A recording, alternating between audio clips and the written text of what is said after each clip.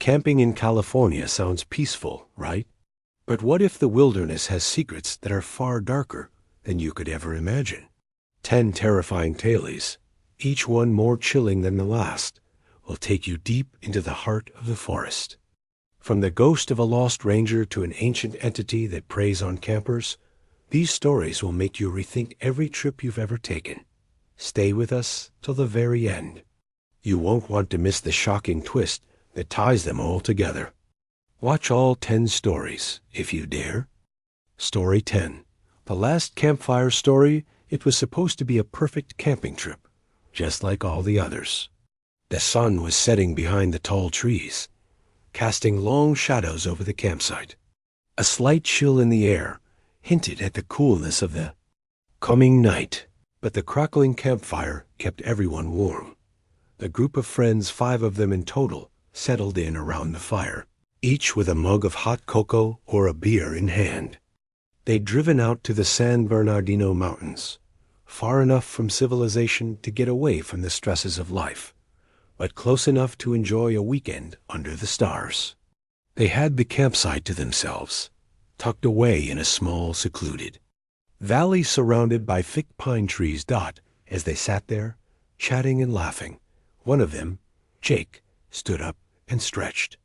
He was the storyteller of the group, the one who always had a new tale to share, especially when the firelight flickered just right.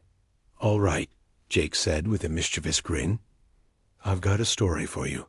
You know, the kind that'll make you wish you were back home, curled up in your bed." His friends rolled their eyes, but leaned in closer to the fire, clearly entertained. Jake loved to spin a good yarn, often with just the right mix of suspense and humor, but tonight, something in his voice felt different. His usual grin had faded, replaced by a more serious expression, like he was about to tell them something truly unsettling. You all know how people love telling ghost stories around the campfire, right? But what if the scariest story is the one that's true? Jake continued, his eyes scanning each of his friends. What if, right now, there's something watching us from the darkness? The group laughed, nervous chuckles breaking the tension, but Jake didn't laugh with them.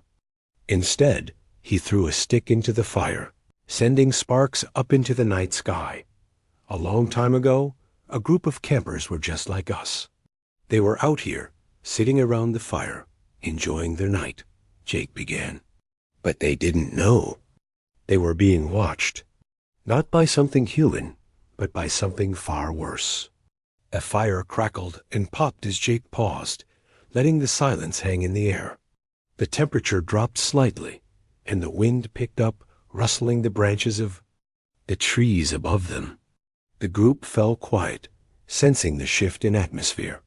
Jake had a way of building suspense, and even the most skeptical among them could feel the tension rising. These campers, they'd heard the stories too, the ones about the creature that comes when the fire dies. Everyone thinks it's just a legend, a tale to scare kids, but it's real, and it's hungry. Jake's voice dropped to a whisper, forcing his friends to lean in closer, their eyes fixed on him. The creature doesn't show itself when the fire's burning bright. No, it waits. It watches, waiting for the moment when the fire flickers out. When the flames die down, that's when it comes. Megan, who had been the most skeptical of the group, scoffed. "Come on, Jake. It's just a story. There's no such thing as she." Jake cut her off, his gaze locking with hers. "You're missing the point. The creature doesn't want you to believe it's real. It feeds off your fear, gets stronger the more you doubt. And the only way to survive is to never let the fire go out." The wind howled louder, and the sound of the trees swaying in the gusts seemed to match the growing sense of unease. The campfire flickered, casting long, twisting shadows around the group. It was then that they noticed the stillness of the night. No crickets chirped. No animals stirred in the underbrush. Everything felt too quiet. Jake's voice grew even softer, almost as if he were speaking to himself. The campers who didn't take the warning seriously, they never left. The next morning, their tent was found torn to pieces, their gear scattered around. But there were no signs of a struggle, just the smell of something. Something burned. The fire had been out, and they'd vanished, disappeared, without a trace. There was a long pause before anyone spoke. Megan, clearly unsettled now, shifted uncomfortably in her seat. "Okay, Jake, you've got our attention. But if this creature only comes when the fire goes out, then why are we still here?" Jake smiled grimly, his eyes glinting in the firelight. "That's the thing. You never really know when it's coming. That's why you have to keep the fire going. If you let it die, even for a second, you've given it the opening it needs. And by the time you realize it's too late, it's already there, watching you from the shadows." A shiver ran down everyone's spine. The fire popped, sending a burst of sparks into the air. But the atmosphere had shifted from casual fun to something far more sinister. They all stared at the flames, the warmth of the fire now somehow feeling insufficient against the growing chill. "Jake, stop messing around," Mark said, trying to laugh. But his voice was tight. "This is just one of your stories, right? You're not scaring us." Jake didn't answer immediately. Instead, he stood up and walked toward the edge of the firelight, staring out into the darkness beyond. The wind whispered through the trees, carrying a sound that almost seemed like faint footsteps. "Look, I'm not messing around," Jake said quietly, almost to himself. "What I'm telling you is real. The creature comes when the fire dies. It doesn't matter how far you run, how fast you go. If you let the fire go out, it will come for you." There was a long silence. The group exchanged uneasy glances, and for the first time that night, the fire didn't seem as comforting as it once had. "Jake, you're starting to freak us out," Megan said, her voice trembling. "Let's just finish the story and go. To bed. We'll be fine." But Jake didn't move. Instead, he turned toward them slowly, his face pale. His eyes weren't just filled with the usual mischievous glint. They were wide, filled with something closer to fear. "I'm telling you," Jake whispered, "if you hear something tonight, something you can't explain, don't ignore it. Don't go looking for it. Just stay close to the fire. Keep the fire burning." He turned and walked toward the tree line, his steps slow, deliberate. "Jake, where are you going?" Mark called out, but Jake didn't answer. He was already swallowed up by the darkness, his figure vanishing into the trees. The group sat in silence, the fire crackling loudly now, as if protesting the sudden tension in the air. None of them knew what to say. A few minutes passed before Jake returned, his face flushed and eyes wide, as if he had seen something. He didn't say a word as he sat back down, his hands shaking slightly. The group leaned in, instinctively huddling, closer to the fire. I heard something," Jake said breathlessly, his voice barely above a whisper. "It was out there, in the woods. It was watching me." The group fell silent, all of them looking toward the darkened tree line. There was nothing there, just shadows and silence. "Jake, this isn't funny anymore," Mark said, his voice shaking now. "Come on, stop it. Let's just get some sleep." But the fire seemed to flicker, its light flickering in strange ways, as if something was moving just outside its reach. Then it happened. The fire sputtered. A brief moment of darkness swept across the campsite, just long enough for the shadows to stretch and twist unnaturally. The wind howled louder, and the trees groaned under its weight. And that's when they heard it, a low, guttural sound coming from the woods, a sound that sent chills down their spines. Something was out there, and it was coming closer. Panic swept through the group.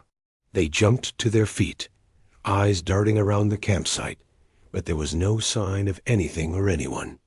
The shadows seemed to move, flickering at the edges of their vision. Then, without warning, the fire flared up, the flames suddenly leaping higher, casting wild shadows on the trees. The group backed away from the fire, now fully realizing the truth of Jake's words.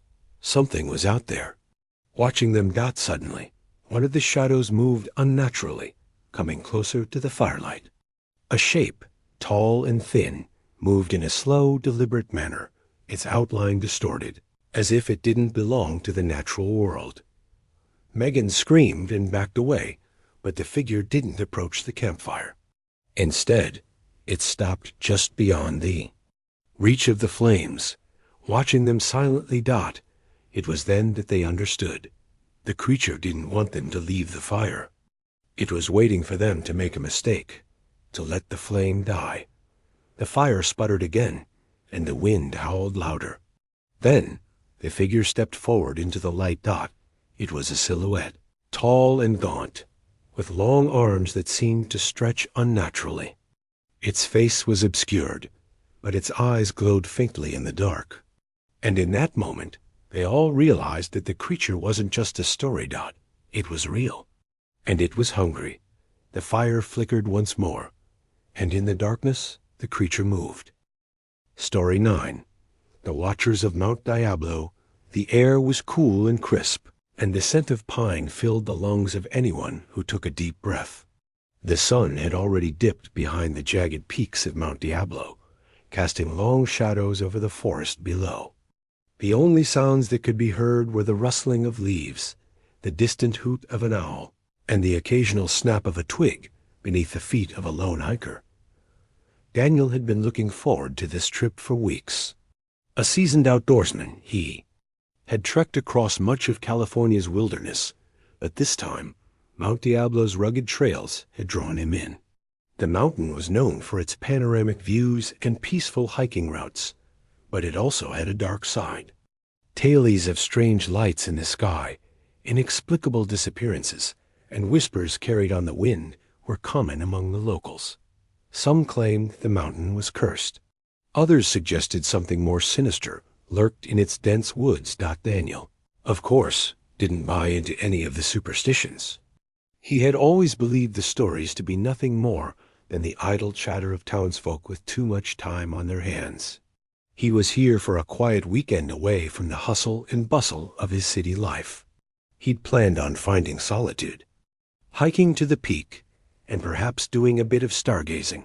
His backpack, filled with supplies, felt heavy against his back as he continued along the winding trail. It wasn't particularly difficult, but the solitude made the journey eerie. He was the only one on the trail, the silence weighing on him in an unsettling way. As the sun disappeared entirely behind the peaks, the forest became shrouded in darkness, the shadows deepening with each step. Daniel didn't mind.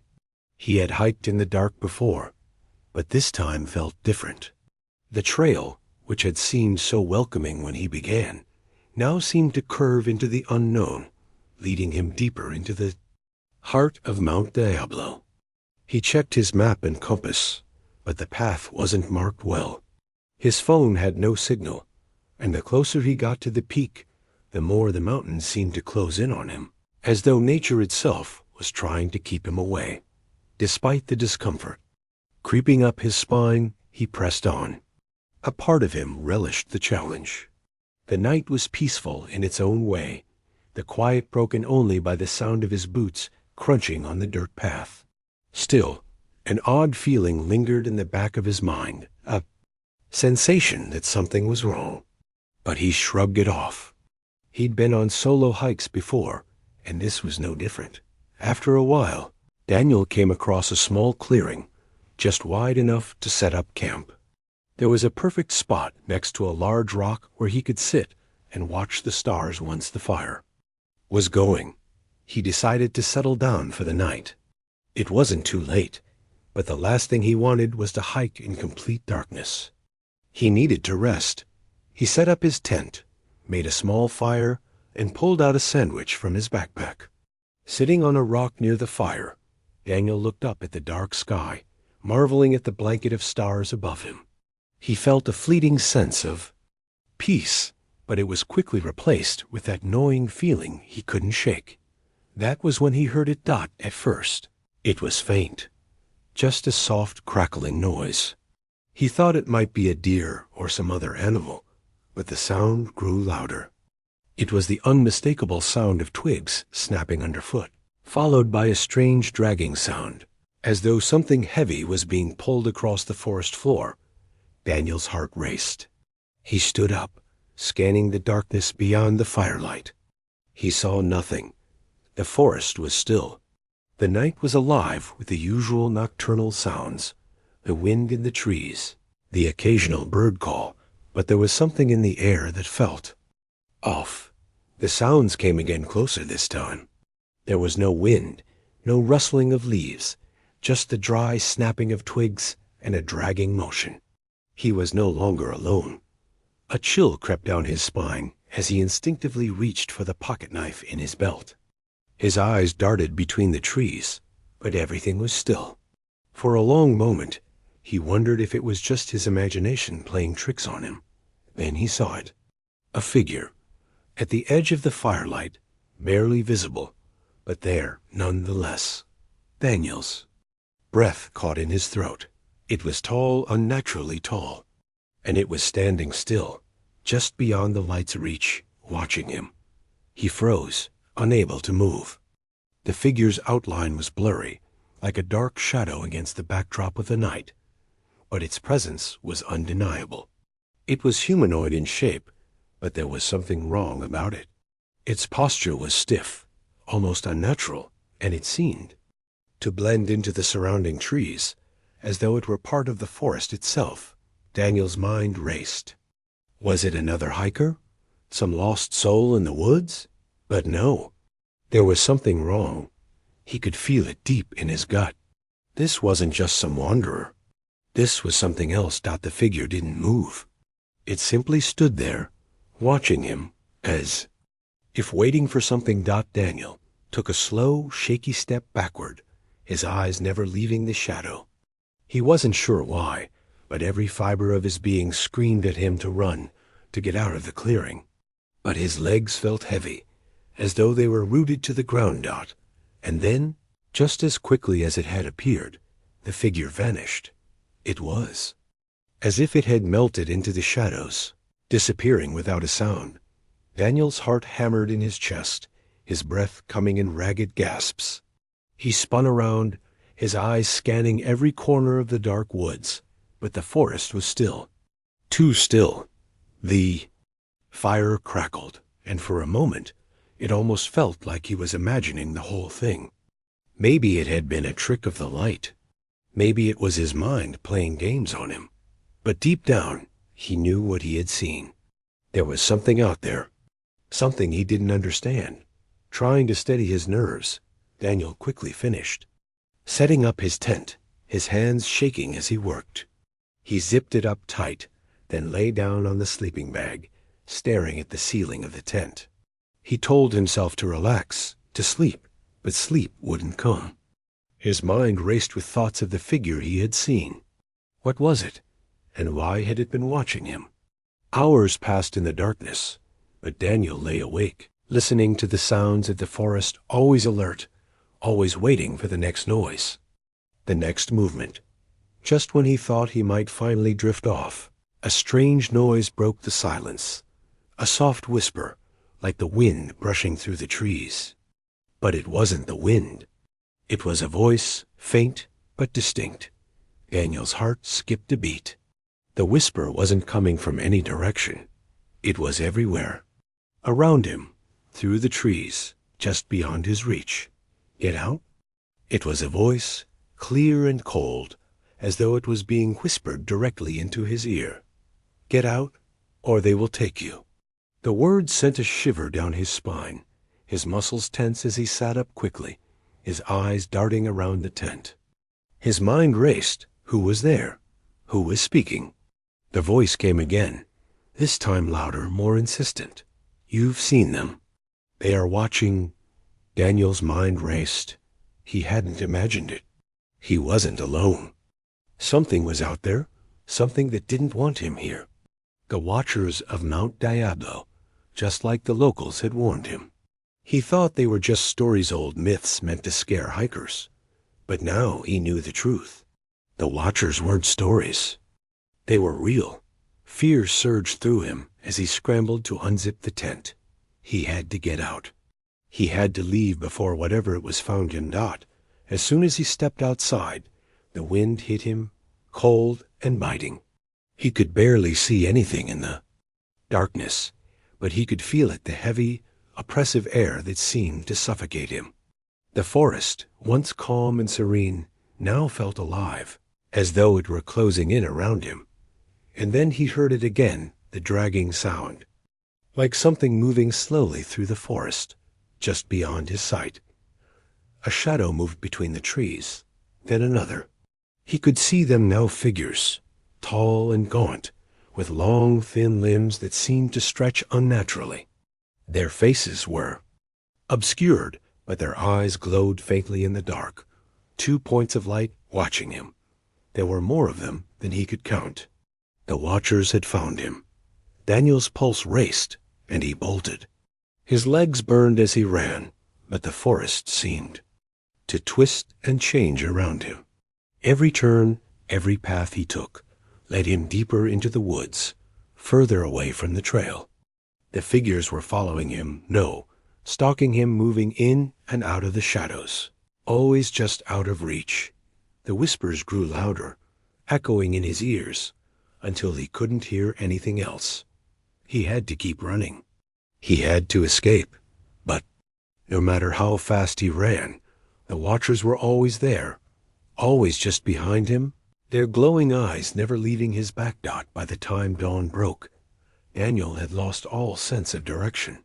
His legs were weak, and his chest burned with each ragged breath.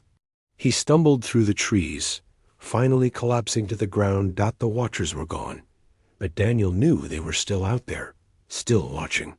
And they would wait, always. Waiting. The last thing he heard, before everything went dark, was the faintest whisper in the wind. You can never leave. Story 8. The smoldering ghost of Eagle Point. The sun hung low in the sky, casting an orange hue over the jagged cliffs and dense forest that stretched out around the camp. The crisp mountain air was fragrant with the scent of pine and earth, carrying the promise of a perfect weekend of camping. For Emma and her friends, this was the perfect getaway, a break from their hectic lives in the city. Emma, her older brother Alex, and their 2 close friends, Sarah and Derek, had decided to spend the weekend in the heart of the Angeles National Forest. They had heard about a secluded camping site near Eagle Point, famous for its beautiful views and serene environment. A place untouched by the hustle of modern life, where they could relax, hike, and enjoy each other's company under the stars. It seemed like the perfect place to recharge. By the time they reached their campsite, the sun had already begun its descent, casting long shadows across the camp. The fire pit had been set up in the center of the site, surrounded by large rocks and tall trees. The crackling sound of dry leaves and twigs beneath their boots added to the sounds of the forest as they began to settle in. This is going to be amazing, Sarah said, already unpacking the cooler filled with snacks and drinks. She tossed a bag of marshmallows toward Derek, who eagerly caught it with a grin. Definitely, Alex agreed. We should hike up to the point tomorrow and watch the sunrise. The view from there is supposed to be incredible. Emma smiled, but a part of her couldn't shake the unease she'd felt since they arrived. She glanced around at the trees surrounding the camp, tall and imposing. Despite the beauty of the place, there was something off about it, a feeling that hadn't gone away since they drove through the narrow, winding roads leading to the campsite. What's wrong? Sarah asked, noticing her sister's hesitation. I don't know, Emma replied, shrugging. I just feel like we're not alone. Don't be such a buzzkill, Alex teased, tossing a log onto the fire. It's just a forest. Let's enjoy the weekend, okay? Emma forced a smile and nodded, but the uneasy feeling lingered. She had read something on the internet about strange occurrences around Eagle Point, but she didn't want to sound like the paranoid one. Maybe it was just her imagination. They spent the evening around the fire, eating, telling stories, and laughing. But as the night deepened, an odd stillness settled over the camp. The crackling of the fire seemed louder than it should have been, and the air grew unnervingly quiet. The usual sounds of insects and animals were absent. It was as though the forest itself was holding its breath. The fire flickered and popped as Emma stared into its flames, her mind drifting. The shadows around them stretched, distorting into strange shapes.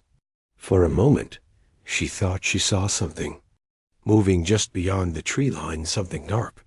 But when she looked again, it was gone. She told herself it was just a trick of the light. "Hey, did you guys hear that?" Derek suddenly asked, his voice low. "Hear what?" Sarah responded, sitting up straighter. "I don't know," like a whisper, almost like someone was calling out. Derek's brow furrowed as he glanced nervously into the surrounding woods. "No," Sarah said with a small laugh. "You're just hearing things. Maybe it's the wind or something." But Emma wasn't so sure. She had heard it too faint and distant, like a voice carried by the wind. She shook her head, trying to dismiss the thought. All right, enough with the creepy talk," Alex said, breaking the tension. "We came out here to relax. Let's just enjoy the fire." The conversation shifted back to lighter topics, but Emma couldn't stop glancing at the dark forest beyond the firelight. It was as though something was watching them, lurking just out of sight. As the fire burned low and the night grew colder, the group retreated to their tents. They didn't talk much as they prepared for bed, each of them retreating into their own thoughts. Emma lay on her sleeping bag, listening to the sound of the wind rustling the branches above. She kept her flashlight within arm's reach, just in case. She was almost asleep when she heard it again, the faint whisper, closer this time. It was barely audible, but it was there, like a voice calling her name. Her heart skipped a beat. She sat up quickly, heart racing, but there was nothing outside the tent, just the dark, silent woods. She rubbed her eyes, trying to shake the dread creeping up her spine. It was just her imagination, she told herself again. She was probably just tired, and the sounds of the forest were playing tricks on her mind. But then, the smell hit her at first. It was faint, almost unnoticeable. But the longer she lay there, the stronger it became. A smell that could only be described as burnt, the scent of charred wood and something more, something almost metallic, like iron. Emma's stomach churned, the smell making her feel nauseous. She pulled her jacket tighter around her and slowly unzipped the tent, stepping out into the cold night air. The fire was nearly out, but a few embers still glowed, casting an eerie red light over the camp. The smell was stronger now, wafting through the trees, and Emma could feel her heart pounding in her chest. She looked around, her eyes darting through the darkness. It was then that she saw it. At the edge of the clearing, just beyond the light of the fire, there was a figure standing in the shadows.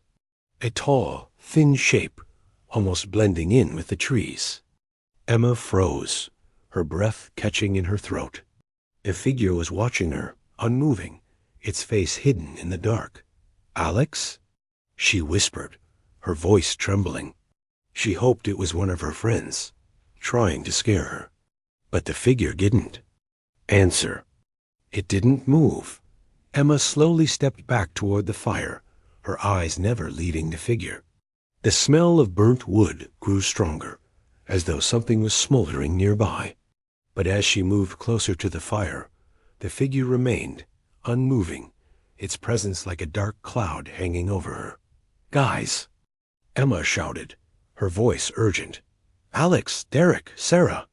The figure didn't respond. Instead, it seemed to lean toward her, almost as if it were stretching its limbs out of the darkness.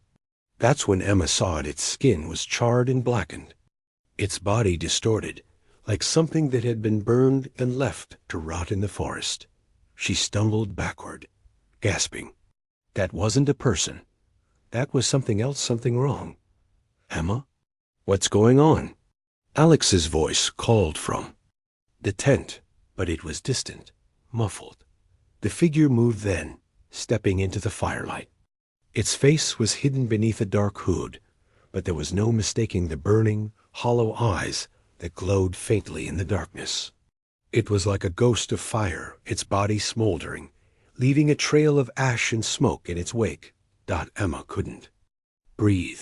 The figure stepped closer, and with each step, the smell of burnt flesh and charred wood grew stronger. She opened her mouth to scream, but no sound came out. Suddenly, a rustling from behind her made her turn. Alex, Derek, and Sarah emerged from their tents, their faces filled with confusion and concern. Emma? What's wrong? Alex asked, but his voice faltered when he saw the figure. What is that? Derek breathed, his voice barely above. A whisper. Before anyone could say anything else, the figure turned, its body twisting unnaturally as it moved back toward the tree line. It didn't walk, it glided, leaving behind a trail of ash and smoke. Wait, no, don't go. Emma called, but the figure ignored her. It simply faded into the trees, disappearing as if it had never been there. The smell lingered for a moment longer, and then, as suddenly as it had appeared, it was gone. The night returned to its unnatural silence, the air thick with tension. What the hell was that? Sarah asked, her voice trembling. I don't know, Emma whispered, her heart racing. But I don't think it was a person. I think it was a ghost. A burnt one. Alex didn't speak for a moment. He looked at the spot where the figure had been standing, then back at the group. We need to leave, he said, his voice serious. Now. The urgency in his voice made Emma's blood run cold. If Alex was scared, then something was terribly wrong. They packed up as quickly as they could, moving in silence, the weight of the night's events hanging over them like a dark cloud. But the more they hurried to leave, the more they felt like something was watching them, waiting for them to make a mistake. The drive back down the mountain was quiet. No one spoke, but Emma could feel the presence of the smoldering figure following them. It wasn't just a ghost, it was something more, something ancient, tied to the forest. To Eagle Point. As they reached the base of the mountain and the familiar lights of the city came into view, Emma looked back toward the mountain, half expecting to see the figure standing in the shadows once more. But there was nothing, just the mountain, dark and silent, like it always had been. But Emma knew the truth now. Some ghosts never truly leave the forest. Story 7. The Black Bear's Shadow. It was supposed to be the perfect escape. The kind of weekend getaway that everyone dreams of. Quiet, peaceful, a break from the stresses of city life. For Julia and her best friend Rachel, this camping trip to Big Sur had been months in the making. The two had been inseparable since childhood, and this trip was meant to be a return to the simple joys of lifelong hikes, campfires, and nights under the stars. As they set up their campsite on the edge of the forest, Julia couldn't help but feel a sense of excitement wash over her. The air was crisp, the smell of pine and damp earth filling her lungs. The sun hung low in the sky, casting a warm orange glow over the landscape. It was serene, untouched. Exactly what they needed. I can't believe we're finally here, Rachel said, her voice full of joy as she unloaded the last of the camping gear from their SUV. This is going to be so much fun. Julia smiled, her eyes scanning the surrounding forest. It was a vast expanse of towering trees, with the distant roar of the ocean heard faintly through the trees. The path leading to their campsite had been remote enough that they hadn't seen another soul since their arrival. It was almost as if they had the entire wilderness to themselves. Yeah, Julia agreed, trying to push down the strange feeling that had settled in her chest. It's perfect. Despite her outward calm, something had been nagging at her all day. Big Sur was known for its rugged beauty and its wildlife. Black bears, mountain lions, and other animals roamed freely in these woods. Julia had heard the stories, the warnings given to every camper about bear encounters. But this wasn't the problem. She was no stranger to the wilderness. She had grown up camping with her family in the Sierra Nevada mountains. No, it wasn't the animals that unsettled her. It was something else. Something she couldn't explain. They finished setting up their tents, and as the sun dipped below the horizon, they built a small fire, huddling around it for warmth. The fire crackled and popped, sending occasional sparks floating into the darkening sky. Julia couldn't shake the nagging feeling, the sense that they weren't alone, despite there being no one for miles around. "Everything okay?" Rachel asked, noticing Julia's distracted expression. "You seem a little off." "I'm fine," Julia replied quickly, forcing a smile. "Just a little tired, I guess." Rachel didn't press further, instead turning her attention back to the fire. They settled into a comfortable silence, the warmth of the flames casting long shadows against the trees. The conversation drifted to their plans for the next day, hiking along the coast, maybe swimming in one of the secluded coves. The thought of exploring the wild beauty of Big Sur helped Julia to relax a little, though the feeling of unease remained just beneath the surface. It wasn't until the night fully descended that the forest seemed to come alive. The wind picked up, rustling the leaves and shaking the branches high above their heads. The once calm night had turned colder, and Julia wrapped her jacket tighter around her. The firelight flickered in the wind, casting odd shapes across the campsite. "Think we'll see any bears?" Rachel asked idly, poking at the fire with a stick. "Maybe," Julia replied, her mind still elsewhere. "But I think they usually stay clear of campsites." Rachel chuckled. "Well, let's hope. I don't really feel like becoming a bear's dinner tonight." They laughed together, but Julia couldn't shake the feeling that something was wrong. The longer she stared into the fire, the more the shadows in the forest seemed to shift and move as if they were alive. Her mind was playing tricks on her, she told herself. Nothing was out there. But despite the reassuring thoughts, a growing sense of dread gnawed at her insides.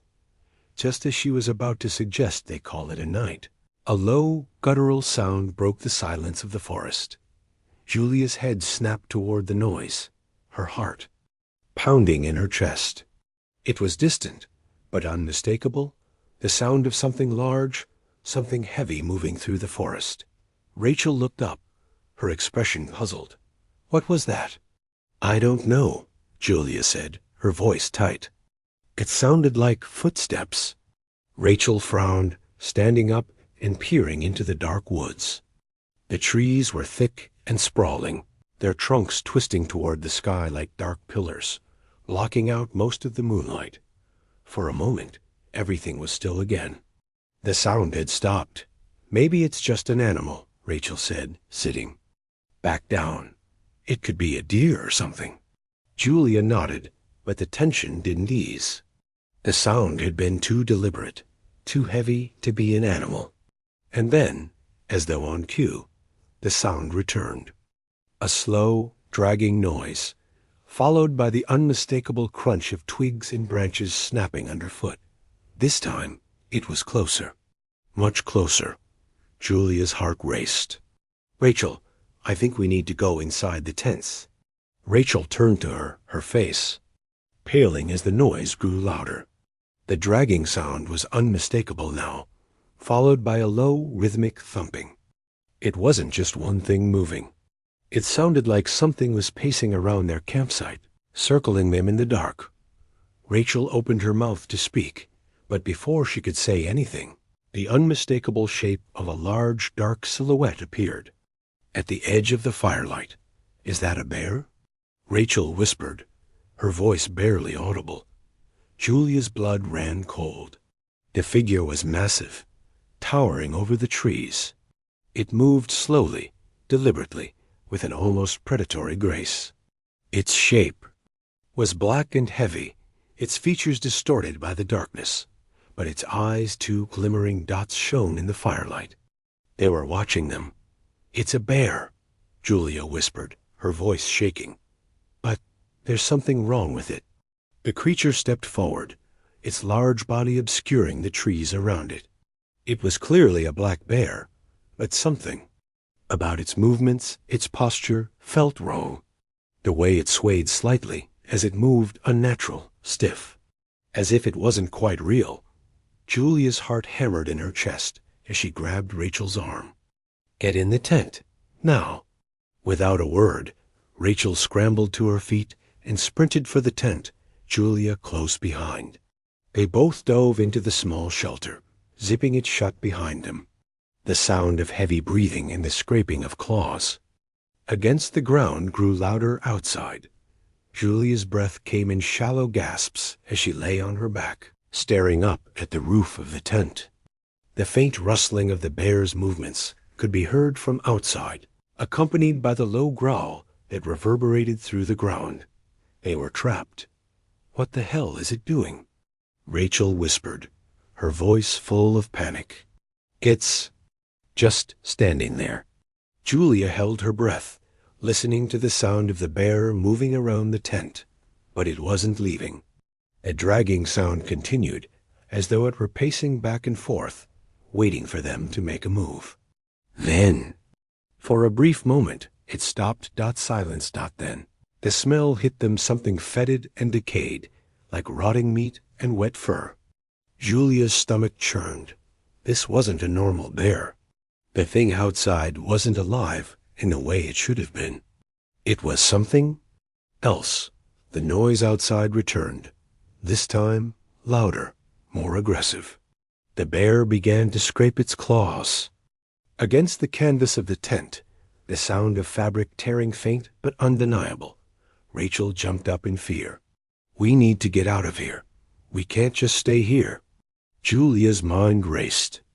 She knew they couldn't outrun the bear if it decided to charge, and there was no way to know if it was just hungry or if something darker was driving its actions.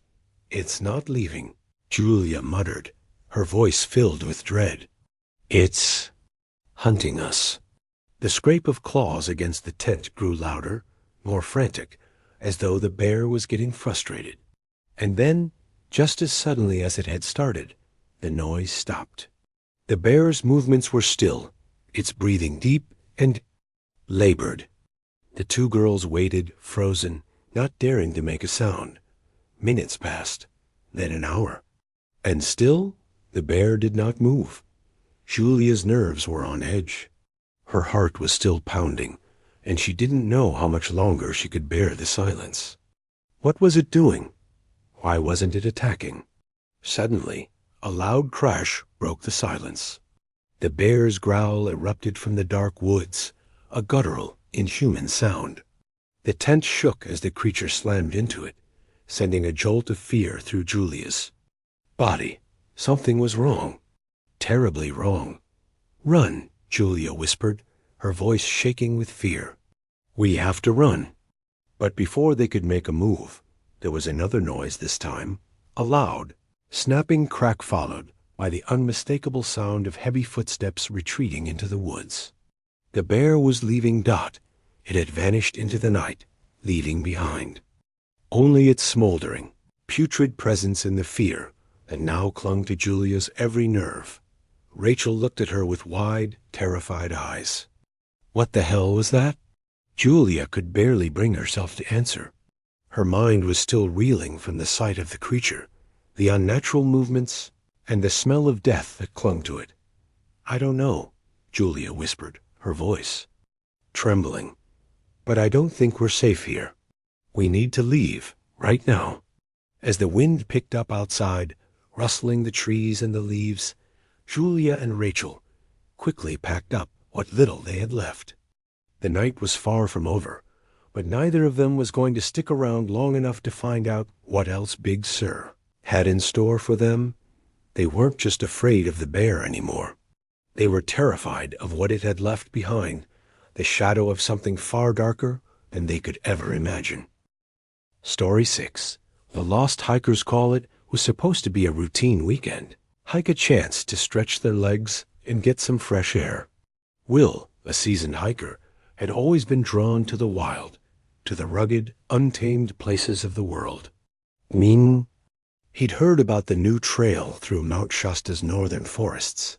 It felt like the perfect opportunity to explore somewhere new, away from the crowded parks and tourist spots.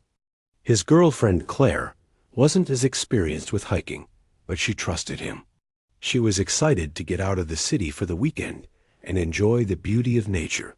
The two of them had packed their bags, with all the necessary gear: water, snacks, a map of the trail, and of course, a first aid kit. Will had checked everything twice to make sure they were ready. He was the planner, the one who always made sure they had everything they needed for the hikes they'd taken over the years. He was confident, almost cocky, that nothing could go wrong. Mount Shasta was a vast mountain with winding trails that led through dense forests, steep cliffs, and meadows full of wildflowers. The air was crisp and cool, the scent of pine and earth rich and intoxicating. The trail they had chosen was well marked, winding its way through a deep valley and then up into the forest, where they would camp for the night before finishing the hike the next day. It was meant to be a quick trip, a brief escape into nature, far from the noise and distractions of the world. The first few hours of the hike were easy. The trail was well trodden, and the weather was perfect: cloudless skies, a gentle breeze. Will and Claire joked and laughed, taking in the beauty of the forest as they moved along, their boots crunching on the path beneath them. The only sounds were the calls of birds in the trees and the occasional rustling of small animals in the underbrush. But as the day wore on, something strange began to settle over the woods. The forest, usually so alive with the sounds of nature, grew quiet. The chirping of birds faded, the rustling of leaves ceased, and the only sound was the faint whisper of the wind through the trees. It wasn't unusual for the forest to grow still at certain times of day, but something about this silence felt different. It felt unnatural, almost as if the woods themselves were holding their breath, waiting for something. Will didn't think much of it at first. He was focused on the trail ahead, keeping a steady pace, and Claire, though not as experienced as he was, kept up with him just fine. They had been hiking for hours when they reached a small clearing, a good spot to take a break, have some water, and catch their breath. "Let's stop here for a bit," Will suggested, settling down on a rock. "We've been going for a while, and we'll still make it to the campsite before dark." Claire nodded, pulling her water bottle from her backpack. She sat beside him, grateful for the pause. As she drank, she glanced around at the quiet forest, a puzzled look crossing her face. "Do you feel it?" she asked. Her voice low. Will looked at her, confused. "Feel what?" "The silence. It's just too quiet, don't you think?" He frowned, but didn't reply right away. The forest was eerily still, the air thick with an unspoken tension. He hadn't noticed it until now, but Claire was right. It was almost as if everything around them had gone still, as if they were the only ones left in the world. "Maybe it's just the time of day," Will said, standing up and stretching. "It's like this sometimes in the late afternoon. The birds and animals tend to quiet down." Claire nodded, but didn't look entirely convinced. She glanced over her shoulder at the dense forest beyond the clearing, the shadows between the trees growing darker as the sun sank lower in the sky. "Let's move on," she said, standing up quickly. "I don't like this place." Will didn't argue. He should have known better than to ignore the feeling in his gut. They packed up quickly and continued down the trail, the silence growing more oppressive with each step. The farther they went, the more they began to feel like they were being watched. After another hour, the trail grew steeper and less distinct. Will checked his map, frowning. They were supposed to be heading toward the campsite, but the markers on the trail were becoming more spaced out, and the path itself was starting to look unfamiliar. His confidence wavered. We should have hit the campsite by now, he muttered, more to himself than to Claire. Claire glanced nervously around them. The trees were so dense now, the shadows long and dark. Maybe we took a wrong turn back. There, she suggested. Or maybe the map's outdated. Will nodded, trying to reassure himself as much as her. It's probably nothing. Let's just keep moving. We'll find it. But the deeper they went into the forest, the more the trail seemed to disappear entirely. The undergrowth grew thick, and the path became overgrown, the way ahead no longer clear. Will's confidence began to crumble. He pulled out his phone, hoping to use the GPS, but there was no signal. The eerie stillness of the forest pressed in on him, and despite the day's heat, he felt a cold sweat break out on his forehead. This doesn't feel right, Claire said quietly. We need to turn back. Will didn't argue. He could feel it too now, the creeping sense of unease. But when he turned around, the way they had come seemed even more disorienting. The trees looked the same, the trail indistinguishable from the dense woods that surrounded them. He couldn't tell which way was back, and the realization hit him like a punch in the gut. We're lost, he said, his voice hoarse. Claire's eyes widened in fear. What do you mean? Lost? How can we be lost? We just need to retrace our steps. I don't think we can, Will muttered, feeling the weight of the moment settle over him. I don't know where we are. The sun had dipped below the horizon now, and the forest seemed to close in around them. They had no choice but to continue walking, hoping that they would stumble across something familiar. They pushed through the trees, trying to stay calm, but the thickening darkness made it hard to see more than a few feet ahead. Then, in the distance, they heard a voice. It was faint at first, barely audible, but it carried on the wind, threading its way through the trees. Will and Claire froze, their hearts racing. Did you hear that? Claire whispered, her voice trembling. Will nodded. The voice was distant, but unmistakable. It was a man's voice, calling out in the darkness. Help. Please, someone, help me. It sounded like a cry for help, but there was something strange about it. The voice seemed too faint, too hollow, as though it were being carried from miles away. We have to help him, Claire said, her voice shaking. Will hesitated. There was something about the voice that made him uneasy. It wasn't the urgency he would expect from a real distress call.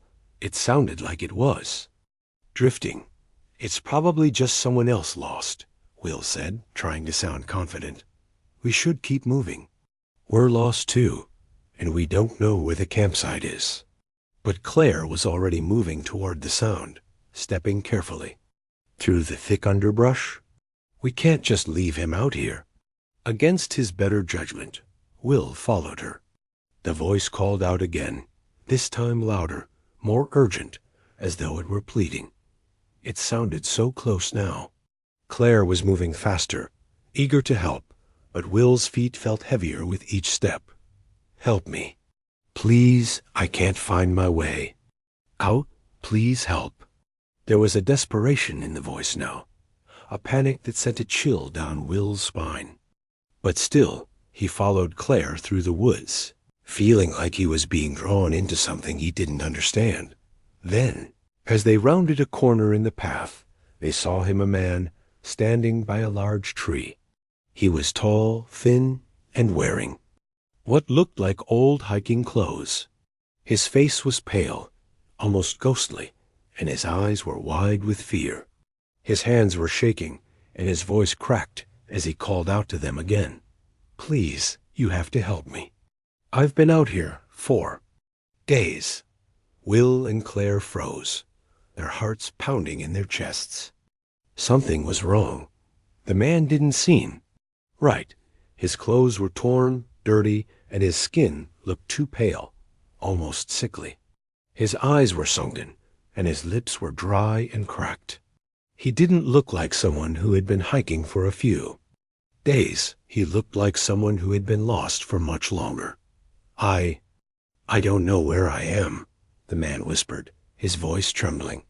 "Please, I need help." Will's stomach twisted with a feeling of dread. "Who are you?" he asked, his voice steady but his mind racing. The man didn't answer immediately. He just stared at them, his eyes wide and filled with fear. Then, after a long pause, he said softly, "I've been here for so long. I don't know how to get out." The forest seemed to grow even quieter. The silence was deafening. And as Will looked into the man's eyes, a realization struck him. The man wasn't lost. He wasn't stranded. He was waiting. Suddenly, the man's eyes snapped wide open, and he lunged toward them with an unnatural speed. But before Will or Claire could react, the man was gone, vanished into the woods, leaving behind only the faintest trace of his presence. And then the silence returned. Story 5. The Blood Moon Hunters. The night of the blood moon had arrived, and the small group of friends stood at the base of the mountain, the red glow of the rising moon casting an eerie light over the landscape. What had started as a weekend hiking trip had turned into something far more unsettling. None of them had expected this. The strange warnings, the odd sense of unease, the stories of the Blood Moon Hunters. But now there was no turning back. Evan, Sarah, Jack, and Rachel had arrived in the mountains of San Bernardino for what they'd hoped would be a peaceful hike through the wilderness. They were no strangers to the outdoors. The friends had spent summers camping and hiking together, so when they read about the unique sighting of a blood moon in the area, it seemed like the perfect opportunity to experience something rare. The red hue of the moon was said to make the landscape glow in an otherworldly light, and the views were expected to be spectacular. But as they hiked deeper into the mountains, the mood shifted. Something about the area felt different.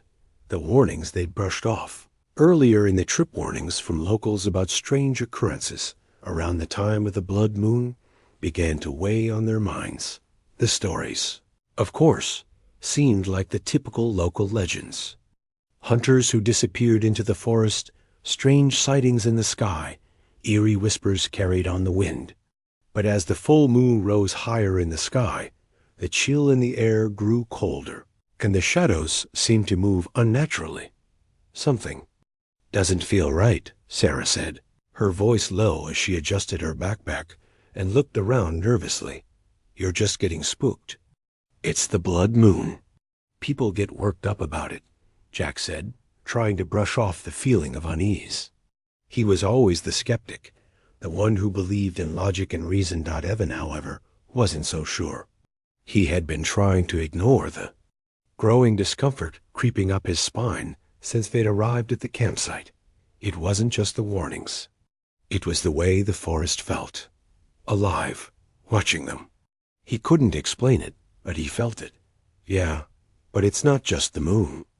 "I don't know," Evan said, looking around at the dense trees that surrounded their campsite, shadows cast by the low-hanging moon.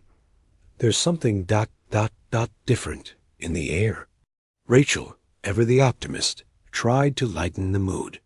"Come on, guys. We're out here to enjoy the night. We can't let a little creepy atmosphere ruin it. We're safe, right?" Despite her words, Rachel's voice wavered slightly as she looked at the trees, their dark silhouettes swaying in the wind. She felt it too, the weight of the silence that hung around them. The woods seemed to have swallowed all sounds, no chirping insects, no animals rustling in the underbrush. It was as if the forest itself was holding its breath.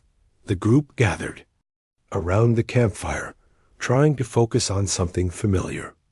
The flames crackled, sending light flickering across their faces as they roasted marshmallows and joked about the strange warnings they'd heard from the locals in town earlier that day.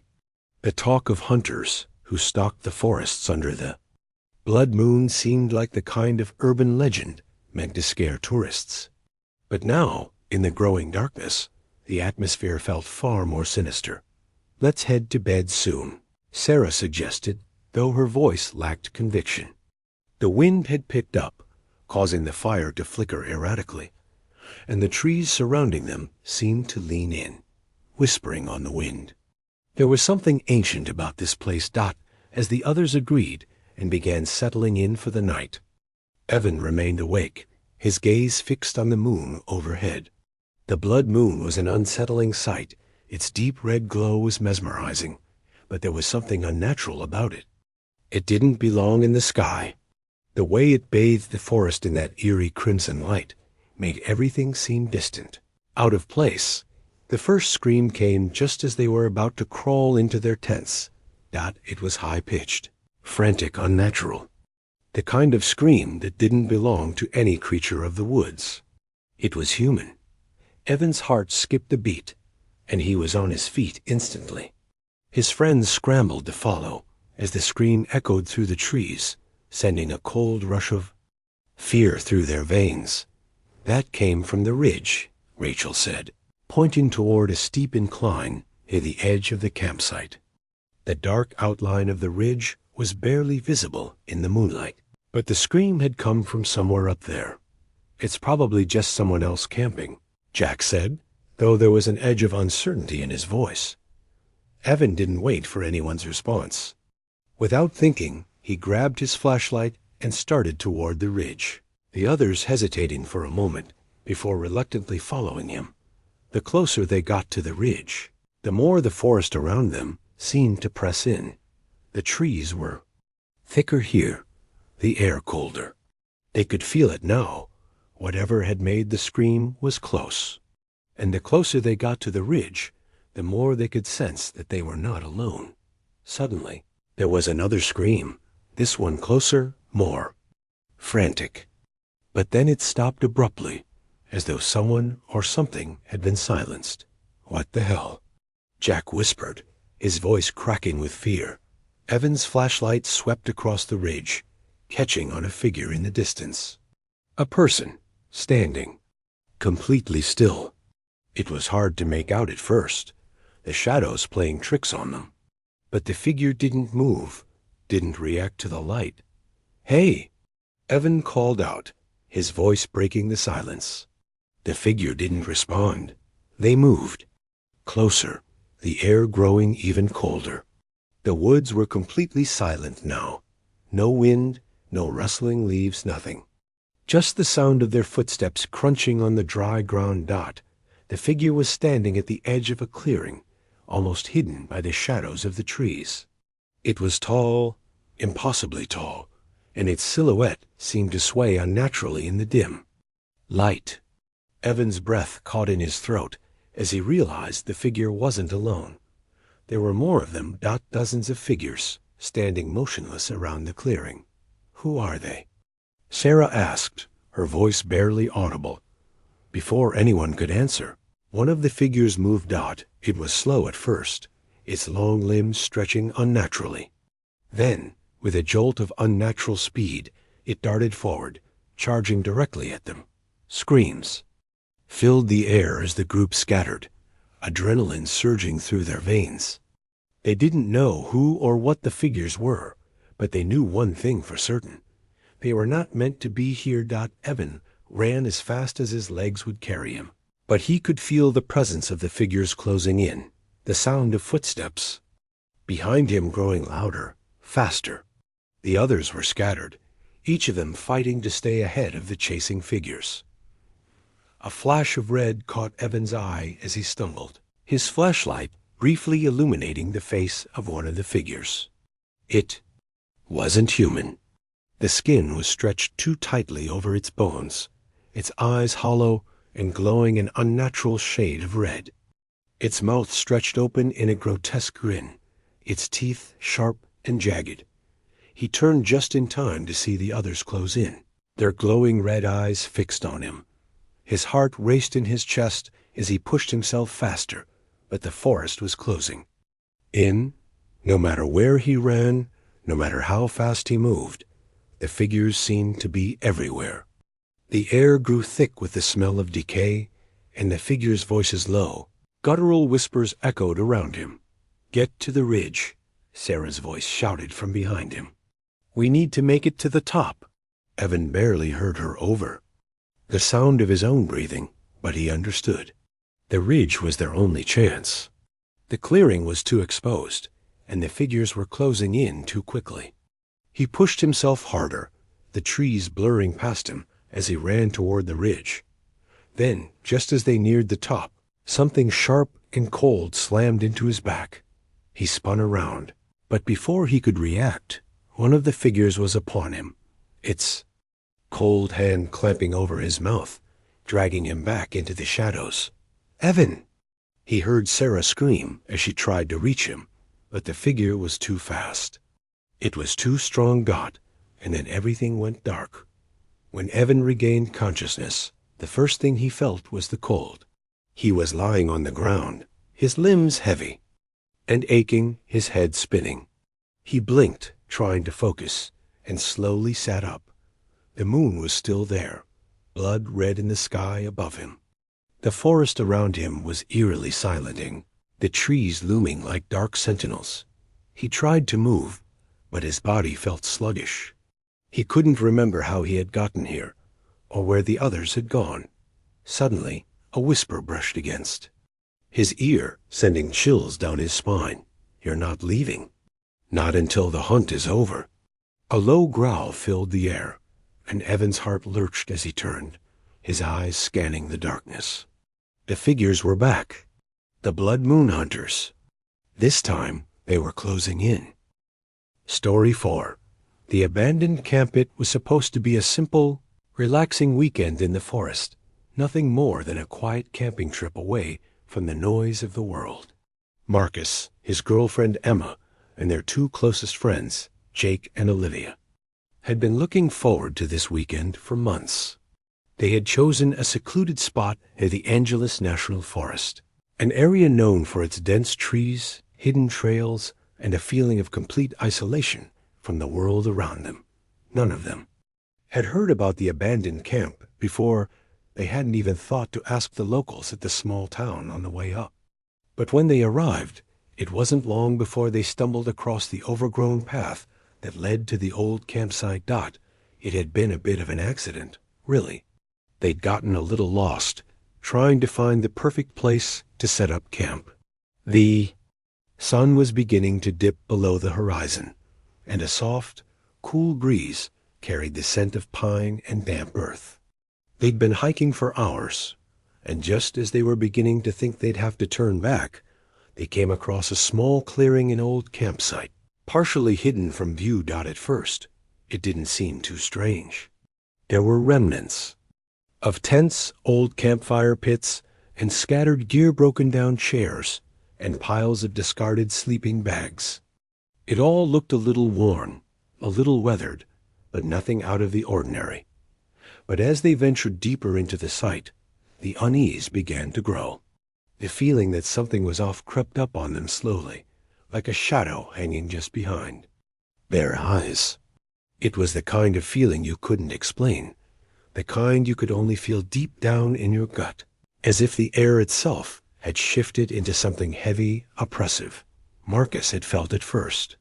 He didn't say anything right away, but as they explored, he noticed the strange arrangement of the abandoned campsite, how everything seemed to be left behind in a hurry. A half-burned fire in one pit, a broken tent, half collapsed, its entrance facing the wrong direction. Even the scattered chairs were oddly positioned, as if someone had been sitting there just moments before.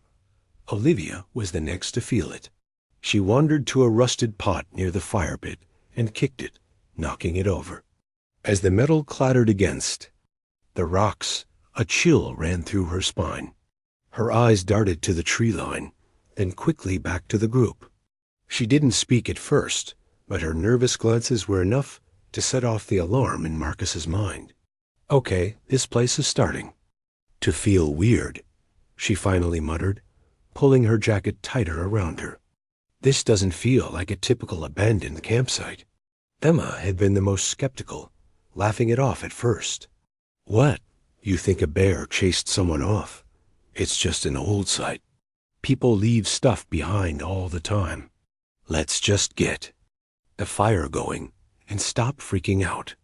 Yeah, Jake chimed in, brushing his hands on his pants and looking around.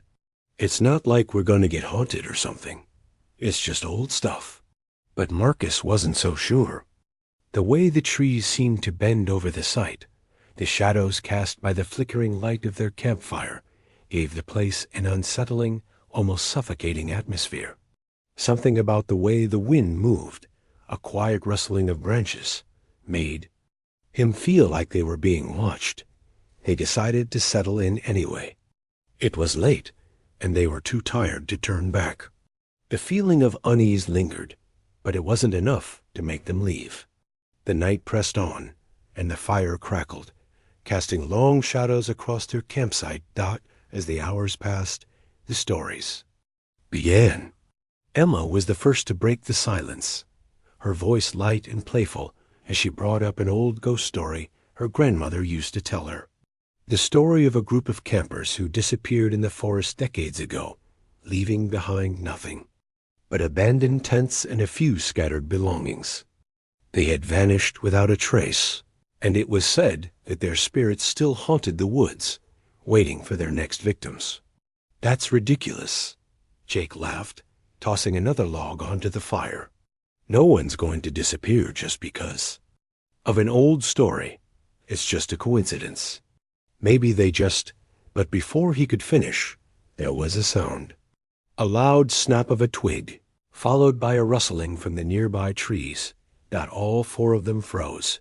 The silence that followed was deafening. Then the sound came again, closer this time. Someone was moving in the woods. Marcus's breath caught in his throat. Did you hear that? Jake stood up, his face pale. Probably just a deer or something. No, Marcus sighed, his voice tight. That was too loud for a deer. They waited, staring into the darkness, but the sound didn't come again. A cold chill settled over them, and the air felt heavier than before. All right, I'm done, Olivia said, suddenly standing and grabbing her flashlight. I'm going to take a look around. I don't like this. Wait, you're not serious, Emma said, standing up quickly. You want to go out there? It's pitch dark, and we don't know what's out there. But Olivia was already walking away, her flashlight beam slicing through the darkness. I'll be back in a minute, she called over her shoulder. Just stay here. I'll check it out. Marcus felt a surge of panic. The way Olivia had walked off into the dark forest, so casually, so easily, without a second thought, didn't sit right with him. He'd wanted to say something, to stop her, but he felt paralyzed. The unease gnawing at him from the inside out. As minutes passed, the group sat in silence, the fire crackling, but offering little comfort against the growing tension in the air.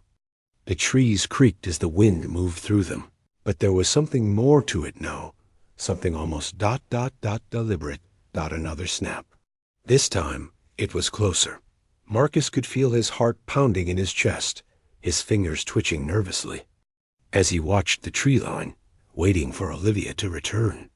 A few more minutes passed, and 5, then 10, and there was no sign of her. Where is she? Jake asked, his voice edged with concern. I don't know, Marcus replied, standing up. Something's wrong. We should go after her. Emma stood too, her face pale. Maybe she's just messing with us. I'll bet she's hiding somewhere, trying to scare us. But deep down, they all knew it was more than that. Olivia wouldn't just disappear like that. She wasn't the type to joke around in a situation like this. Something was wrong. I'm going, Marcus said, his voice firm. We can't just sit here. He grabbed a flashlight and started toward the tree line, with Jake following close behind. They called out Olivia's name as they pushed through the underbrush, but there was no answer. The deeper they went into the woods, the more oppressive the silence became. The trees seemed to close in around them, the shadows stretching and warping as the moonlight filtered through the canopy above. Then they saw her dot Olivia was standing near a large, gnarled oak tree, motionless. Her face was pale, her eyes wide, and unblinking, staring straight ahead as if in a trance. "Olivia!" Marcus called, hurrying toward her. "What the hell are you doing? We've been looking for you." But when they reached her, it was clear she didn't hear him. Her eyes were glazed over, as if she were in a deep sleep or under some kind of spell. There was no sign of recognition in her expression, no sign of life. "Olivia?" Jake said, his voice shaking. "What's wrong with you?" Then a low voice came from behind them, chilling their blood. "Leave her alone." The voice was deep, guttural, almost otherworldly. Marcus spun around, shining the flashlight into the darkness, but there was no one there. The trees groaned in the wind, and the feeling of being watched intensified, the oppressive weight of something ancient and malevolent creeping in. "Who's there?" Marcus demanded, his voice barely a whisper. There was no answer, only the whispering wind not suddenly. Olivia jerked, her eyes focusing again. She blinked, looked around, and then let out a blood-curdling scream. It was so loud, so full of terror, that Marcus and Jake froze in place. "Run!" she screamed. "They're coming! They're coming!" Before they could react, Olivia turned and sprinted into the dark forest, her footsteps muffled by the thick carpet of leaves and dirt. Marcus and Jake didn't hesitate. They ran after her, the panic setting in, the sound of Olivia's screams echoing through the trees. They followed her into the woods, but no matter how fast they ran, they couldn't seem to catch up. The trees grew denser, the path narrowing, twisting, as though the forest itself was trying to prevent them from finding her. Then, just as they rounded a bend, they saw something that stopped them in their tracks. A campfire. Not theirs, but another. Old, smoldering campfire, surrounded by decayed tents and remnants of old camping equipment. The smell of burnt wood and something else, something foul, hung in the air. And in the center of the camp, they saw her Olivia, standing still, facing the fire, her eyes wide open, yet unseeing, and standing around her figures. Tall, hunched shapes, cloaked in tattered robes, their faces hidden in the darkness. They were watching Olivia. Waiting. "Olivia!" Marcus shouted, running forward, but before he could reach her, one of the figures raised a long, bony hand. A terrible, low growl emanated from it, and Marcus froze in place. "Stay away," the figure hissed. "The ritual is nearly complete." Before Marcus could respond, the shadows closed in, and everything went black. Story 3. The echoing footsteps. The sun was dipping below the horizon, casting the world in the dim, golden glow of dusk. James, a seasoned hiker, had always loved the thrill of finding new trails to explore, and this weekend was no different. He had been planning the trip to Sierra Nevada for weeks, hoping to spend some time away from the hustle and bustle of city life. The weather was perfect crisp air, the scent of pine and earth, and the promise of solitude had drawn him here. He was excited to finally experience the quiet beauty of the mountains. He had arrived early in the afternoon, making good time through the well-maintained trailhead. The towering trees around him seemed like silent sentinels, standing watch over the quiet forest.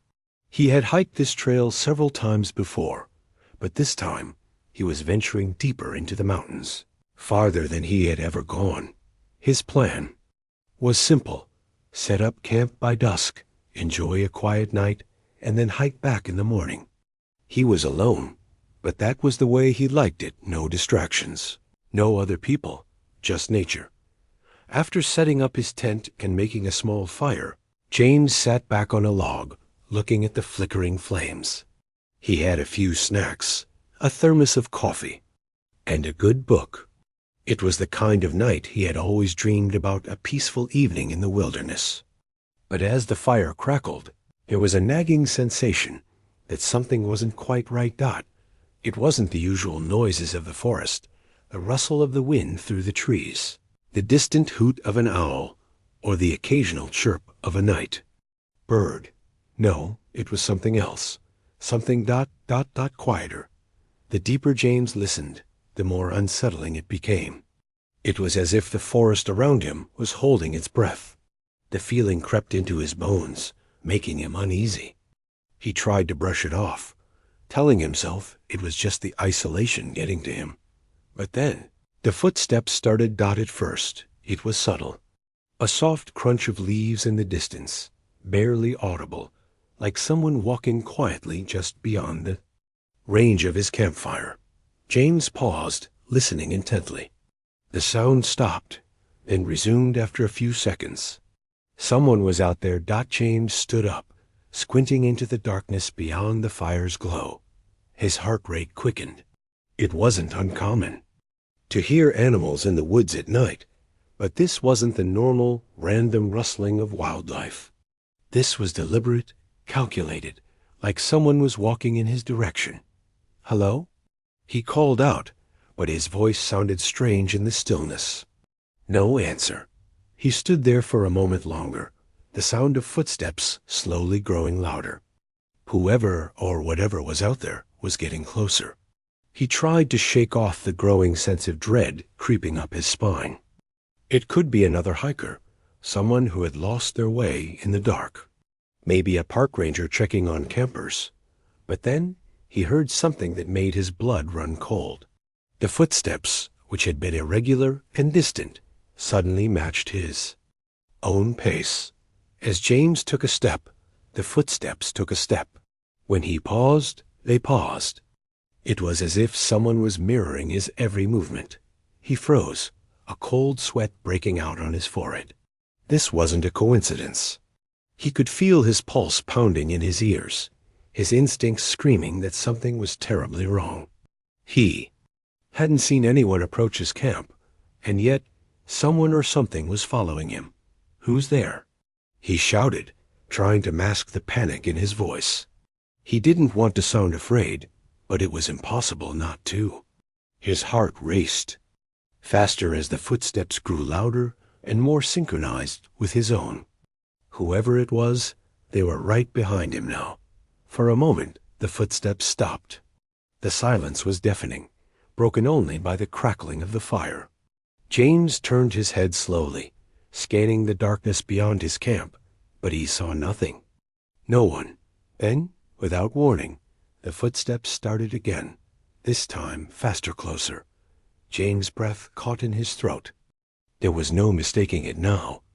Whoever or whatever was out there was following him deliberately.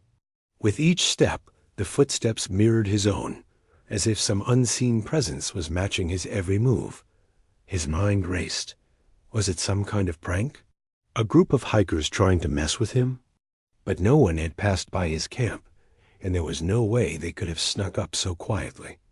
He spun around, shining his flashlight in every direction, but the beam of light only caught trees and shadows. The air grew colder, and the darkness seemed to deepen around him. The footsteps continued, now unmistakably behind him. Following him in perfect time, James started to walk briskly, his feet pounding the forest floor. He didn't know if he was being followed by someone or something, but either way, he had to get out of there. He couldn't shake the feeling that he wasn't just being watched. He was being hunted. He hurried deeper into the forest, his eyes darting between the trees, trying to spot whoever or whatever was behind him. The footsteps never stopped, never faltered. They kept perfect pace with him, and the deeper he went, the more they echoed through the trees, louder and more menacing. His mind was racing. He had no idea where he was going. The trail was behind him now, and he was plunging deeper into the woods away from the camp. The firelight was long gone, and he was surrounded by nothing but darkness and the constant echoing footsteps. "Stop following me!" he yelled into the void. His voice cracked, and the words echoed in the silence. But there was no reply. Then, suddenly, the footsteps stopped. James paused, panting heavily. He looked around, but the forest was still. For a moment, he thought, he had finally lost whatever was following him. But as he exhaled a shaky breath, he heard it again. The sound of footsteps this time, coming from in front of him. He froze, his flashlight trembling in his hand. The beam of light flickered wildly, and for a split second, he thought he saw something, a figure, just beyond the edge of the light.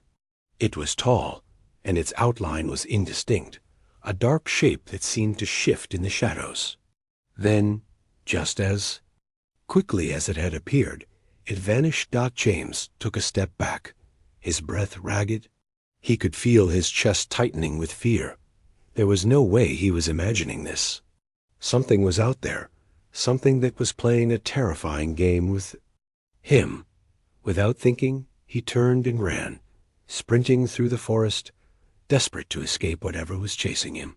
His feet caught on the uneven ground, tripping over roots and rocks, but he kept going, not daring to look back. The footsteps resumed, louder now, almost as if they were gaining on him. "Who are you?" James screamed, his voice hoarse with terror. "What do you want?" But there was no answer. Only the sound of his own footsteps, pounding through the forest, and the sound of someone or something matching him step for step. As he ran, the darkness around him seemed to close in, the trees pressing in on him from every direction.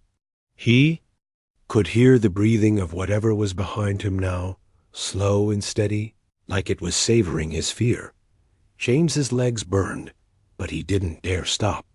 The path ahead was a blur, the flashlight in his hand flickering in and out. The footsteps continued to echo behind him, never speeding up, never slowing down, as if whatever was following him had all the time in the world. His breath was ragged, his muscles aching, but still the footsteps mirrored him. Finally, in a desperate panic, James burst through the trees and stumbled into a small clearing. He skidded to a halt, spinning around, his heart thundering in his chest. There was nothing. No one. The forest was silent. For a long moment, he stood there, panting, trying to catch his breath. His head whipped back and forth, looking for any sign of movement. The footsteps had stopped, and for the first time in what felt like hours, the silence was unbearable. James dared to take a step forward, the hair on the back of his neck standing on end. He was about to call out again when he heard it. A soft whisper, barely audible, like a voice on the wind. "You can never escape." The words sent a chill down his spine, freezing him in place. His blood ran cold, and before he could even process what he had heard, the unmistakable sound of footsteps closer this time, far too close, began again. It wasn't just behind him anymore. It was all around him. The footsteps, moving in perfect sync with his own. James screamed. And in the distance, somewhere in the darkness, something answered. Story 2. The Whispering Winds of Pine Flats. It was the kind of camping trip that Matt had been looking forward to all year. The Sierra Nevada mountains, Pine Flats, the perfect remote spot where no one would find them. He and his friends, Evan, Sarah, and Lily, had spent months planning the trip. They'd heard about Pine Flats from a ranger they met during a hiking trip the year before. The area was known for its beauty. Tall pine trees, crystal-clear lakes, and breathtaking views of the valley below. But what intrigued them more were the stories, the local legends about Pine Flats being one of the eeriest places in the region. Something about the wind, people said, had whispered to you in the night. At first, Matt dismissed it as nothing more than folklore, the type of tales you hear in small towns to spook tourists. But something about the idea of Pine Flats had stuck with him. It wasn't just the allure of the landscape. It was the mystery of the place. The wind carried whispers, they said. Whispers of people who had disappeared over the years, hikers. Who had gone missing, lost in the woods with no trace, as if they had simply vanished into thin air dot. But now, standing at the edge of the forest, Matt wasn't thinking about the legends. He was thinking about the quiet silence that was almost unnatural. The wind had died down as they set up their camp, but there was still something unsettling in the air. It was as if the world was holding its breath, waiting for something to happen. The fire crackled as Matt, Evan, Sarah, and Lily sat around it, passing around mugs of hot chocolate. The night was crisp, the sky darkening with the first stars of the evening. It was beautiful, peaceful, but Matt couldn't shake the feeling that something was off. "This place is amazing," Lily said, her voice full of awe as she stared up at the trees. "It's like we're in the middle of nowhere." Sarah smiled, her eyes twinkling in the firelight. "Exactly. This is what I needed. Just the four of us. No distractions." Matt nodded absently, his gaze lingering on the dark outline of the forest beyond their camp. The trees swayed gently in the breeze, casting long dancing shadows on the ground.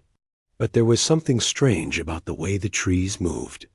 It was almost as if the forest itself was alive, breathing in time with the wind, stretching and shifting as if to hold something within. "Let's not ruin the mood with creepy stories, all right?" Evan said with a laugh, but Matt could see the nervous glance he exchanged with Sarah. "We've been planning this for months. We're here to relax." Matt forced a smile. "I wasn't thinking of creepy stories." "Yeah, right," Lily said, her eyes glinting mischievously. "We all know you, Matt. You were thinking about ghosts." He laughed, trying to shake off the tension. "Fine, maybe just a little bit." The fire crackled again, sending a burst of light into the shadows, but something in the air still felt wrong. It was too quiet. Even the crickets had stopped chirping. The wind, once gentle and soothing, had fallen completely still, leaving behind a heavy silence. It was as though the forest was holding its breath, waiting. "Anyone else feel like we're being watched?" Evan asked, glancing nervously around the camp. "Stop it," Sarah said, rolling her eyes. "You're just paranoid." Matt's eyes flicked to the trees again. He wasn't sure why, but something deep within him felt like they weren't alone. It was the feeling of being watched, of something just beyond the edge of the firelight, hidden in the dark. The wind picked up again, and the hairs on the back of Matt's neck stood on end. He turned his attention to the flames, forcing himself to relax. All right, no more creepy stories." But it wasn't the stories that made his skin crawl. It was the wind, the way it seemed to move differently here, the way it seemed to whisper. Every gust seemed to carry a voice, distant but clear, words he couldn't quite make out. He tried to dismiss it, but the feeling wouldn't go away. A gust of wind blew through the trees, and for a brief moment the campfire flickered. In that instant, Matt could have sworn he heard a voice soft, like a whisper carried by the breeze. "Matt! Matt!" He jumped, spinning around to look at his friends. They were all staring at him with wide eyes, confusion written on their faces. "Did you hear that?" he asked, his voice shaking slightly. "Hear what?" Sarah asked, frowning. "The whispering. It's like someone's calling my name." Lily and Evan exchanged uneasy glances. "You're just hearing things," Lily said, trying to laugh it off. "It's the wind. This place plays tricks on you. We're all just tired." Matt didn't answer right away. The wind had died down again, but there was still something in the air, a hum, an energy that he couldn't shake. It felt like the wind was alive, like it had a voice of its own. As the night grew darker, the wind grew louder, and it seemed to carry something with it, words. Faint whispers that Matt could almost make out, but not quite. They seemed to rise. and fall with the breeze, almost like a conversation just beyond the edge of his hearing. He stared at the fire, the crackling flames his only source of light in the growing darkness. But as he watched, the shadows in the trees beyond the camp seemed to move. No, not move, Stretch, as if the trees were bending toward him, reaching for something. "Matt!" "Stop," Evan said, his voice sharp with concern. "You're scaring." "You? What's going on?" Matt blinked, shaking his head to clear it. "I'm fine. Just the wind." But he wasn't fine. He could feel it now. Something was wrong. The air was thick with a tension he couldn't explain. His heartbeat thudded in his chest, the pulse of fear rising in his throat. The whispers were louder now, indistinct voices calling his name, twisting with the wind. "Matt ... Matt ... Matt ... The voices came in a low, hollow chant, and this time they didn't sound like the wind. It was as though the very forest was alive, speaking to him. "Did you hear that?" Sarah asked, her voice rising in panic. Matt turned to her, but his eyes were locked on the tree line. Something was moving slowly, just beyond the reach of the firelight. A shadow, shifting and undulating, as if the trees themselves were stretching toward him. He stood up abruptly, his mind racing. "We need to go. Now." The others didn't question him. They grabbed their things and scrambled to their feet, following Matt as he rushed to pack up the campsite. His hands were shaking, his heart hammering in his chest. Every second, the whispers grew louder, until they felt like they were coming from all around him. He glanced up, and for a split second, he saw it something standing just beyond the trees. A figure, tall and twisted, its limbs long and gnarled like the branches of the trees themselves. Its eyes, two hollow black pits, locked onto him. "Go! Now!" Matt shouted, his voice hoarse with terror. They didn't argue. They didn't need to. The look on Matt's face told them everything they needed to know. They ran, but the forest felt endless, the trees closing in around them, the whispers growing louder with every step. It was like they were being herded, trapped in the woods. No matter how fast they ran, they couldn't escape the feeling that something was pursuing them. The ground beneath their feet was uneven, the trail impossible to find, and every step felt like it was leading them deeper into the heart of the forest. After what felt like hours, they stumbled into a small clearing, breathless and panicked. The whispers were gone, replaced by an eerie silence. But the figure in the trees had followed them, its long, skeletal limbs reaching out from the darkness. They stopped in the center of the clearing, and for the first time that night, the wind stopped. The world fell silent, as though the forest itself was holding its breath. Then, as if on cue, the wind picked up again. But this time it wasn't a whisper. It was a scream, a horrible, guttural sound that sent chills down their spines. Matt looked around frantically, but the figure was gone. In its place was a feeling, a sense that the forest itself was alive, watching them. The air was thick with something malevolent, and the whispers started again, louder this time, coming from the trees, the ground, and the wind itself. "Run!"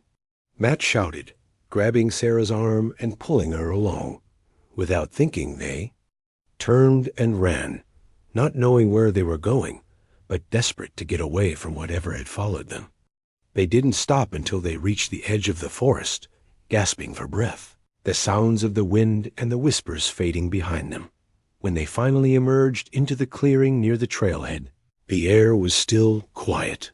The forest behind them was dark, untouched, as though nothing had happened. But Matt knew the truth. The forest had been waiting for them. And the wind? It had never stopped whispering. Story 1. The Phantom Ranger. It was supposed to be a fun camping trip, a weekend getaway with friends in the vast, peaceful wilderness of the Redwood National Park, Northern California. The towering trees, the sound of a distant stream, and The beauty of the deep green forest had always captivated Jenna and her friends. They'd planned the trip for months, a chance to reconnect with nature, escape the stresses of city life, and spend some time with old friends. But what they didn't realize was that they weren't alone out there in the woods. And the things that waited for them weren't human. Jenna, her best friend Emily, and their 3 other friends Ben, Kyle, and Sarah arrived at the campsite late in the afternoon. A park ranger had warned them of strange happenings in the ice area, but they had laughed it off. It was just park folklore. They assumed a way to spook the tourists. The ranger had even mentioned some campers going missing, but everyone brushed it aside. After all, it was a vast wilderness. Anything could happen. They set up their tents in a secluded part of the forest, miles from the main trail. The air was thick with the scent of pine, and the only sounds were the soft rustle of the wind through the trees and the occasional bird call. The silence was soothing, and soon they were all sitting around the campfire, roasting marshmallows, telling stories, and enjoying the warmth. "I heard that this place is haunted," Emily said, poking at the fire with a stick. She had a mischievous smile on her face, clearly trying to get a rise out of everyone. "Haunted?" Kyle laughed. "By what? Ghosts of lost campers or something?" "Well, yeah, kind of," Emily replied, her grin widening. "There's a story about a park ranger who went missing years ago. They say he still roams these woods, searching for people to guide people who don't know the forest like they think they do." "Oh, please," Ben snorted. "That's just a campfire story. The ranger probably just got lost or something." "Yeah, it's a legend," Sarah added, rolling her eyes. "Let's not turn this into a horror movie." Jenna, however, felt a strange sensation settle in her stomach. She didn't want to admit it, but something about the story, about the deep silence of the forest, felt off. It wasn't the first time she had been out camping, but there was a heaviness in the air she couldn't explain. Maybe it was just the isolation. She shrugged it off, not wanting to sound like the nervous one dot as the night went on. The group continued to joke and laugh around the fire, but Jenna couldn't help but feel that something was out there. Something that didn't belong. The forest seemed to close in around them as the darkness deepened, the shadows stretching and shifting unnaturally. It was probably just her imagination running wild, but the more she listened to the stories, the more uneasy she became. Around midnight, the group decided to turn in for the night. They all climbed into their tents, the cool air seeping through the fabric. Jenna lay there, staring up at the ceiling of her tent, listening to the soft rustling of leaves in the wind. Her thoughts kept drifting back to the ranger's story. Was it just a legend, or had something truly happened out here? She tossed and turned, trying to shake the unease, when a soft sound broke the silence. At first, it was so faint that she almost didn't hear it. A voice? No, it couldn't be. But then it came again, louder this time, faint, but distinct. A low male voice. The words were incomprehensible, too muffled by the wind. Jenna's heart began to race. She tried to convince herself it was just the wind playing tricks on her, but the voice didn't stop. It was faint but persistent, echoing. In the distance, she quickly unzipped the tent and stuck her head out into the night. The campfire was now a low smolder, casting eerie shadows over the campsite. The woods were still, almost unnaturally quiet. The voice seemed to be coming from somewhere deeper in the trees, just beyond the reach of the FIRELIGHT. She stood up, stepping cautiously toward the edge of the campsite, trying to make sense of what she was hearing. The voice was faint, like someone whispering her name, but it wasn't familiar. It sounded strange, almost too calm, like a distant echo that shouldn't have been there at all. "Hello?" She called out, her voice shaky. The wind picked up, rustling the trees, but there was no answer. The voice was gone. Feeling foolish, Jenna turned back toward the tents, but as she did, something caught her eye, a figure moving in the darkness, just beyond the trees. It was tall, too tall, standing still in the shadows. At first, she thought it might be one of her friends, but the figure didn't move, didn't respond to her calls. Her heart skipped a beat. "Guys," she called out, her voice barely a whisper. "Now? Is someone out there?" She turned around, scanning the darkness, but there was nothing there. The figure was gone. She slowly backed toward the campfire, her breath coming in short, shallow gasps. She didn't know why, but her instincts were screaming at her to leave now. That's when she heard the voice again, louder this time, clearer. "Jenna." The whisper was unmistakable. She spun around, her blood running cold. No one had said her name, but it was as if someone or something had spoken directly to her. Her mind raced, but before she could react, the figure in the trees reappeared, stepping slowly into the light. It was a man, wearing a ranger's uniform, but there was something wrong with him. His eyes were wide, unblinking, and his face was pale, almost sickly. He didn't move, didn't speak, just stared at her. "Who are you?" Jenna whispered, her voice trembling. The man didn't respond. He just stood there, his cold, lifeless eyes locked on hers. It was as though he wasn't real, a ghost or a shadow cast from the past. "Jenna, you shouldn't be here." The voice, still distant, still faint, echoed through the trees. The words were clear now, but they made no sense. "Shouldn't be here?" Jenna thought. What did he mean? Her heart was pounding in her chest, and she wanted to scream, but no sound came. The figure remained motionless in the darkness, watching her, waiting. And then, just as suddenly as it had appeared, the figure disappeared into the trees, vanishing without a trace. Frozen in place, Jenna didn't know what to do. She couldn't move, couldn't think. Had she seen a ghost? Was it the phantom ranger everyone had warned them about? Or had it been some trick of the mind, a manifestation of her own growing fear?